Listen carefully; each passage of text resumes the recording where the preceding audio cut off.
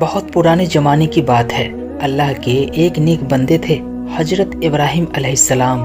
وہ اللہ سے بے پناہ محبت کرتے تھے۔ ان کی زندگی کا ہر لمحہ اللہ کی عبادت اور اس کی فرما برداری میں گزرتا تھا، مگر ایک درد ان کے دل میں ہمیشہ رہتا تھا۔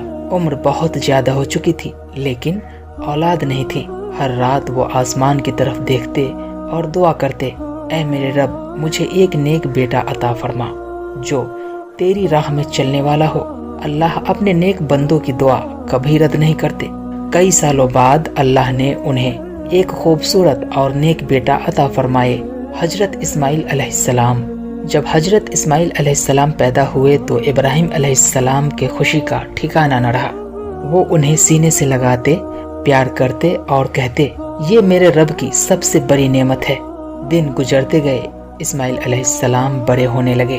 وہ بہت فرما بردار، نیک اور ادب والے بیٹے تھے۔ باپ بیٹے میں بڑی محبت تھی، لیکن اللہ اپنے خاص بندوں کا امتحان بھی بہت بڑا لیتے ہیں۔ ایک رات حضرت ابراہیم علیہ السلام نے ایک خواب دیکھا۔ خواب میں وہ اپنے پیارے بیٹے حضرت اسماعیل علیہ السلام کو اللہ کی راہ میں قربان کر رہے ہیں۔ وہ گھبرا کر اٹھ بیٹھے، پیشانی پر پسینہ تھا، دل کانپ رہا تھا۔ انہوں نے سوچا شاید یہ صرف ایک عام خواب ہو، لیکن دوسری رات پھر وہی خواب آیا، تیسری رات بھی وہی منظر دکھائی دیا۔ اب انہیں یقین ہو گیا کہ یہ اللہ کا حکم ہے، کیونکہ نبیوں کے خواب سچے ہوتے ہیں۔ سوچئے، جس بیٹے کے لیے برسوں دعا کی ہو، جسے بڑھاپے میں پایا ہو، اسی کو اپنے ہاتھوں اللہ کی راہ میں قربان کرنا، یہ کوئی آسان بات نہیں تھی۔ مگر حضرت ابراہیم علیہ السلام نے اللہ کے حکم کے آگے سر جھکا دیا۔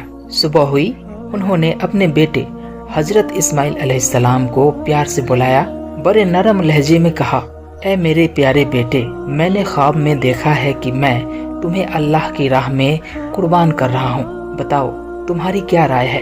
یہ سن کر بھی اسماعیل علیہ السلام کے چہرے پر ڈر نہیں آیا۔ انہوں نے صبر اور یقین سے جواب دیا، ابا جان، آپ کو جو حکم ملا ہے اسے پورا کیجیے، انشاءاللہ آپ مجھے صبر کرنے والوں میں پائیں گے۔ سبحان اللہ، کیا باپ تھے، کیا بیٹے تھے۔ ایک طرف اللہ کے نیک نبی، دوسری طرف فرما بردار بیٹے، دونوں صرف اللہ کو راضی کرنا چاہتے تھے۔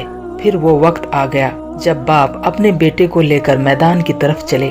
راستے میں شیطان آیا، اس نے ابراہیم علیہ السلام کے دل میں وسوسے ڈالنے شروع کیے، تم کیا کر رہے ہو، اپنے ہی بیٹے کو ذبح کر دو گے؟ مگر ابراہیم علیہ السلام نے شیطان کی بات نہیں سنی۔ انہوں نے کنکری اٹھا کر شیطان کو مارا اور اسے بھگا دیا۔ پھر شیطان حضرت ہاجرہ کے پاس گیا اور کہا، تمہارا شوہر تمہارے بیٹے کو ذبح کرنے لے گیا ہے۔ مگر ہاجرہ علیہ السلام نے جواب دیا، اگر یہ اللہ کا حکم ہے تو یہ ہمیں منظور ہے۔ شیطان ہار گیا۔ جب قربانی کی جگہ پہنچے تو حضرت اسماعیل علیہ السلام نے والد سے کہا، ابا جان، میرے ہاتھ پیر مضبوطی سے باندھ دیجئے، کہیں ایسا نہ ہو کہ تڑپنے کی وجہ سے آپ کا ہاتھ رک جائے، اور میری آنکھوں پر پٹی باندھ دیجئے تاکہ آپ کی ممتا آرے نہ آئے۔ یہ سن کر ابراہیم علیہ السلام کی آنکھوں میں آنسو بہنے لگے، لیکن اللہ کی محبت سب سے بڑی تھی۔ انہوں نے اپنے بیٹے کی آنکھوں پر پٹی باندھی، اسے زمین پر لٹائے اور چھری چلانے لگے۔ مگر اللہ کو اپنے بندوں کی ادا اتنی پسند آئی کہ اسی وقت فرشتے جبریل جنت سے ایک دمبا لے کر آئے۔ اللہ کی طرف سے آواز آئی، اے ابراہیم، تم نے اپنا خواب سچ کر دکھایا، تم اپنے امتحان میں کامیاب ہو گئے۔